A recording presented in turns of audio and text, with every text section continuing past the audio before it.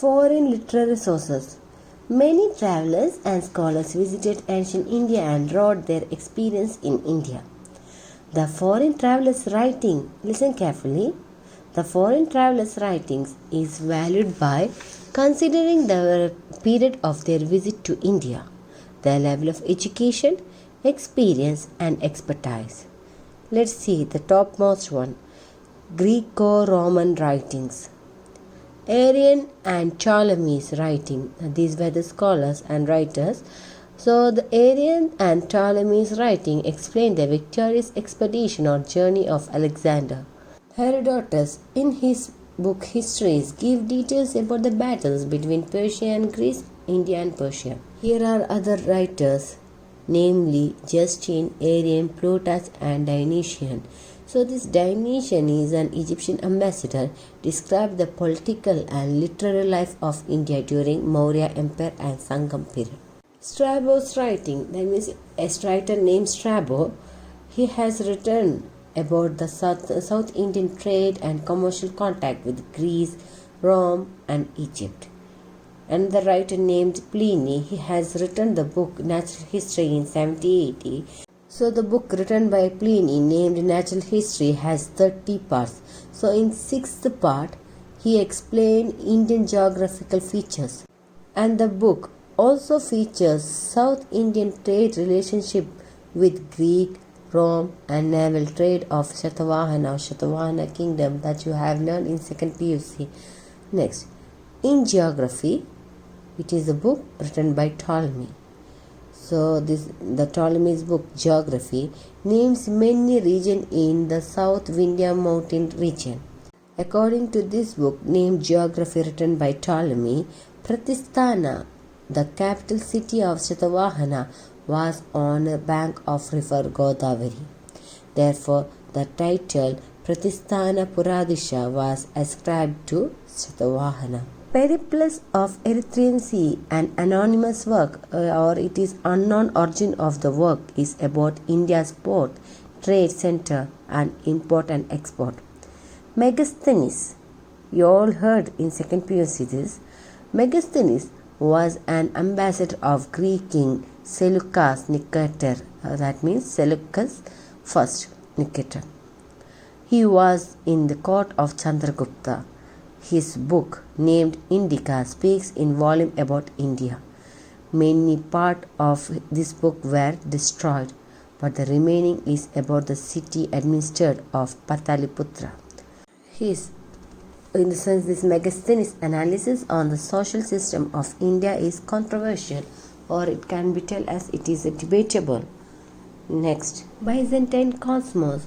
So Byzantine is a philosopher of Greek in Byzantine Empire. So there are a group of scholars and writers here. Byzantine Cosmos visited western coast of India in 550 AD.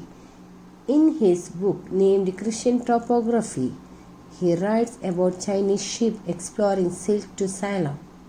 He also writes about many Indian trade centers. Another foreign literary sources is the writing of Chinese travelers.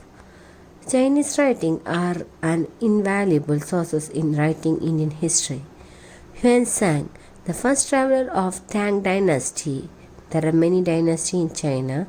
So Xuanzang, the first traveler of Tang dynasty of China who visited India during Harshavardhana's period. This Xuanzang lived in India from 630 to 645 years. So these 15 years, basically from 630 to AD to 645 AD. So these 15 years he studied Buddhism and became a good friend of Harsha and wrote extensively about his administration, both Harshavardhana's administration. He, in the sense Xuanzang, traveled India for 8 years and recorded the major details of Harsha's empire in his book Siyoki. So the book explains the economic, administrative and social life of India.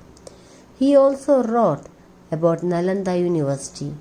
He travelled extensively in South India and recorded useful information about Kanchi, the capital of Pallavas. He analyzes the decline of Buddhism in South India. Because of the extensive detail provided by him, he was called Prince of Pilgrims. So, who is known as Prince of Pilgrim? Xuanzang is known as Prince of Pilgrims. Another writings of a Chinese traveler named Fahian. So, Fahian is the first Chinese traveler to visit India in 399 AD. He visited Kushinagar, Kapilavastu, Takshila, Raigriha, Kashi, Somanatha, Mathura, Vaishali, etc. After returning to China over this Fahin, he wrote about his experience in his book Gokoki. Don't get confused. Xuanzang's book is Siyuki and Fahin's book is Gokoki, which is about social, political, economic and religious life of Gupta period. Here Fahin has mentioned about Gupta period. His book, this Fahin's book, is accurate and contradictory, though Fahin visited during Chandragupta II but did not record any information about his tenure. Who's Chandragupta II's tenure?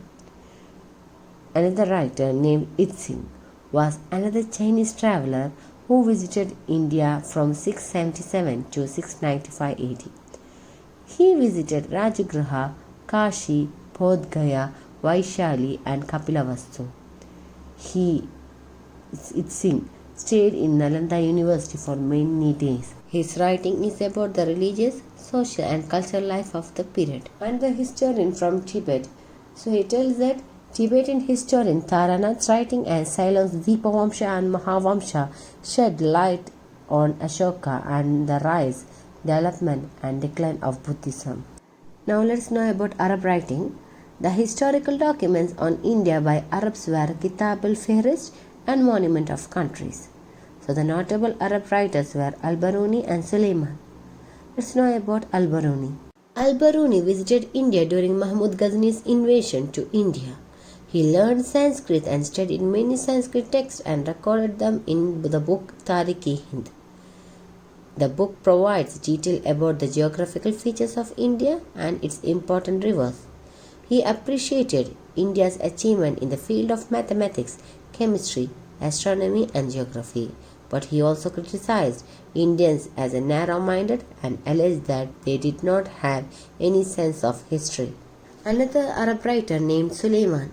Suleiman started his journey from the Bay of Persia through South India. He visited China in 851 AD. His book Sinchilatul Tawarik is about South India, Ceylon Island and China.